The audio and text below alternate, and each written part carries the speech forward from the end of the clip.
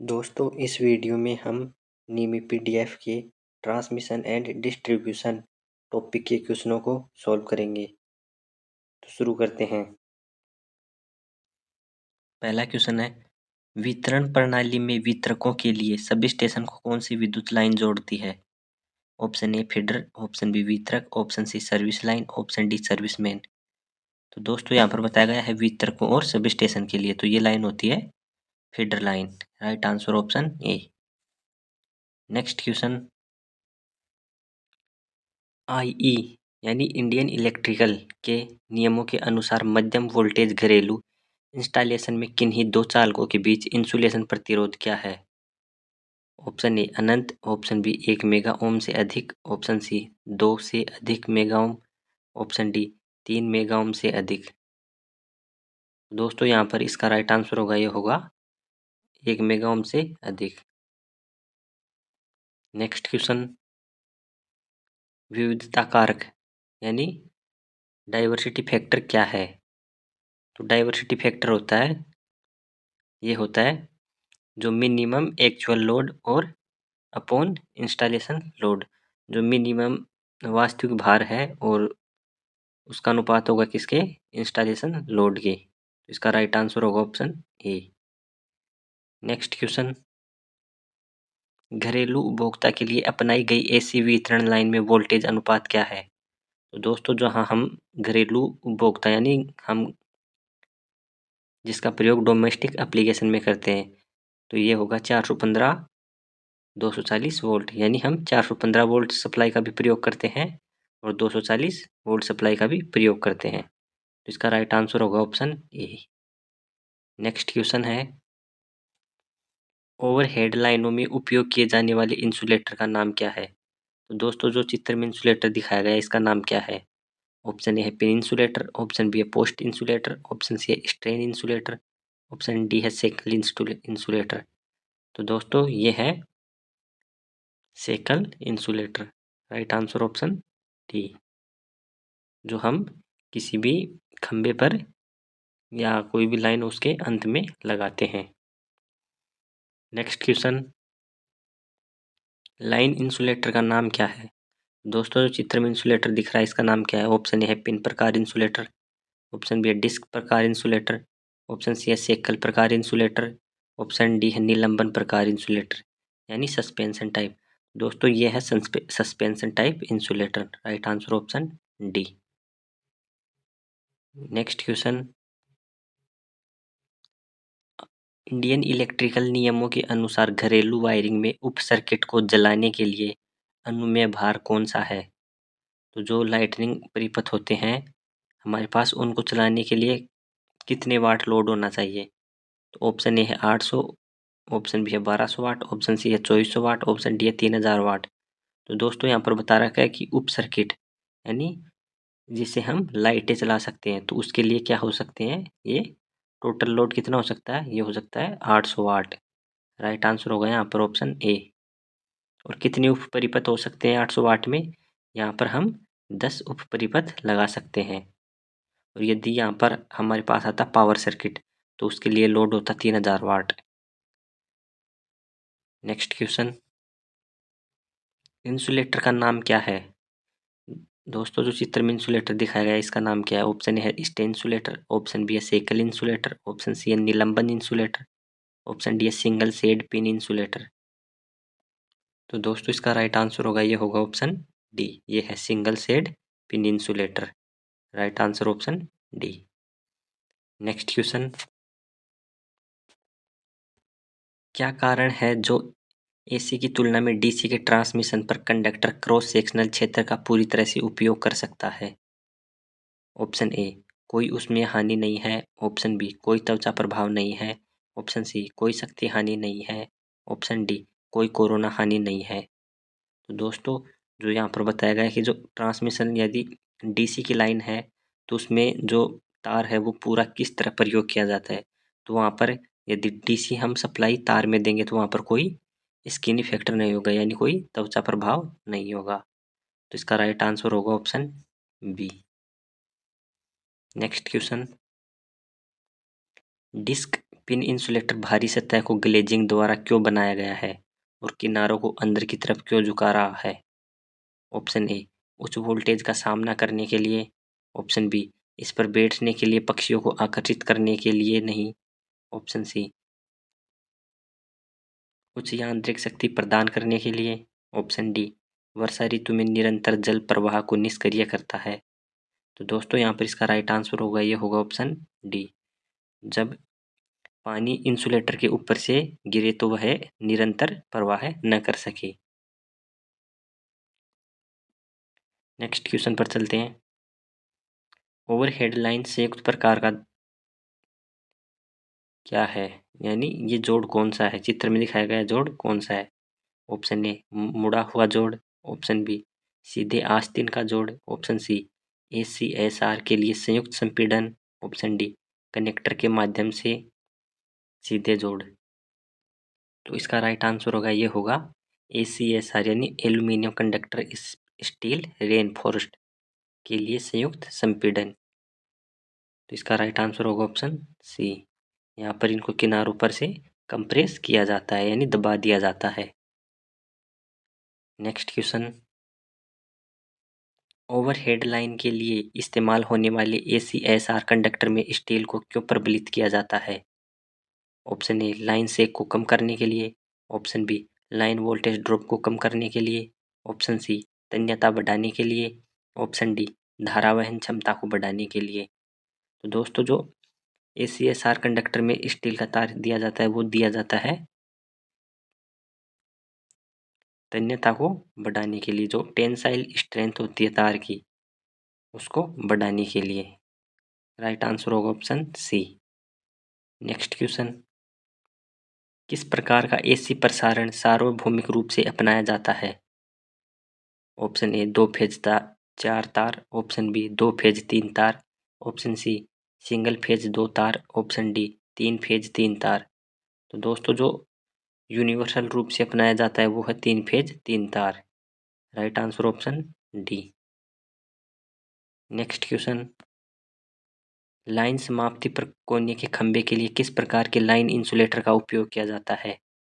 Option A pin insulator. Option B strain insulator. Option C shackle insulator. Option D निलंबन insulator. तो दोस्तों जो line समाप्ति पर इंसुलेटर होता है वो हमारे पास होता है सेकल इंसुलेटर, जो लाइन को मोड़ने के लिए प्रयोग किया जाता है। तो यहाँ पर राइट आंसर होगा option C. Next question, winding wire gap को बहुत पास रखने और पिन इंसुलेटर के बहुत टाइट होने का क्या कारण है? ऑप्शन ए स्पार्किंग से बचे। ऑप्शन बी क्षरण से बचे। ऑप्शन सी ऑक्साइड बनने से बचे। ऑप्शन डी वायुमंडलीय दबाव से बचे। तो इसका राइट आंसर होगा, ये होगा ऑप्शन ए स्पार्किंग से बचने के लिए हम गैप को बहुत पास रखते हैं ताकि स्पार्किंग ना हो। नेक्स्ट क्वेश्चन, ओवरहेड लाइनों पर उपयोग किए जाने वाले कंडक्टर का नाम क्या है? तो दोस्तों जो ट्रांसमिशन लाइन होती है या ओवरहेड लाइन होती है उनमें हम जो प्रयोग करते हैं वो होते हैं ACSR conductor aluminium conductor steel reinforced, इसकी फुल फॉर्म होती है। तो इसका राइट आंसर होगा ऑप्शन ए। नेक्स्ट क्वेश्चन है, विद्युत खंभे में प्रयुक्त क्रॉस आर्म का मुख्य उद्देश्य क्या है? तो दोस्तों जो बड़े स्टील के टावर होते हैं तो उनमें क्रॉस आर्म दिए हैं होते हैं, तो उसका क्रॉस आर्म देने का उद्देश्य क्या होता है? ऑप्शन ए लाइन कंडक्टर को सहारा देना।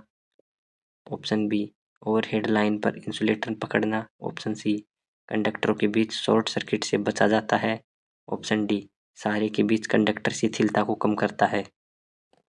तो इसका राइट आंसर होगा कि जो क्रॉस आर्म दिए जाते हैं वो दिए जाते हैं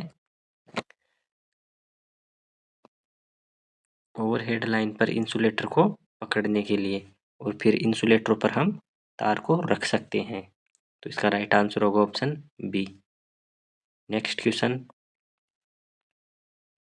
हाई टेंशन ओवरहेड लाइनों के अंतिम सिरों पर किस प्रकार के लाइन इंसुलेटर का उपयोग किया जाता है? तो दोस्तों यहाँ पर बताया गया कि जो अंतिम सिरे होते हैं वहाँ पर हम कौन सा इंसुलेटर प्रयोग करेंगे? Option A pin insulator. Option B disc insulator.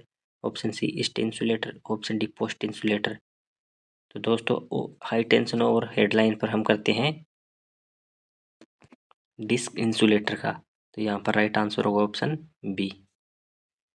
Next question, AC power transmission का क्या फायदा है?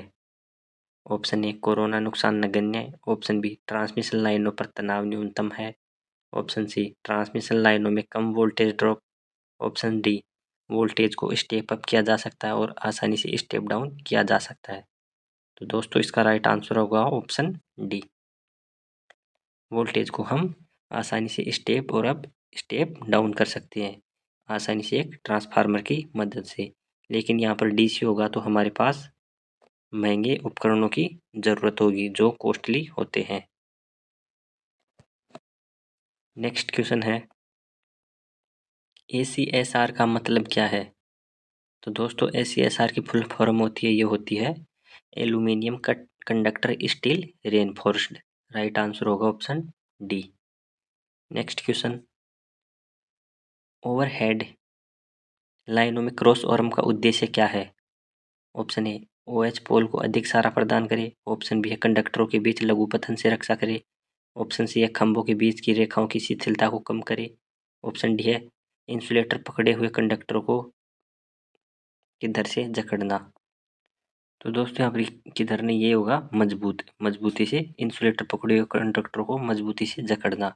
तो क्रॉस आर्म का उद्देश्य होता है, क्रॉस आर्म क्या करता है इंसुलेटर को पकड़ता है और फिर उन पर जो वायर होता है उसको बांध दिया जाता है अच्छे से। तो इसका राइट आंसर होगा ऑप्शन डी। नेक्स्ट क्वेश्चन है,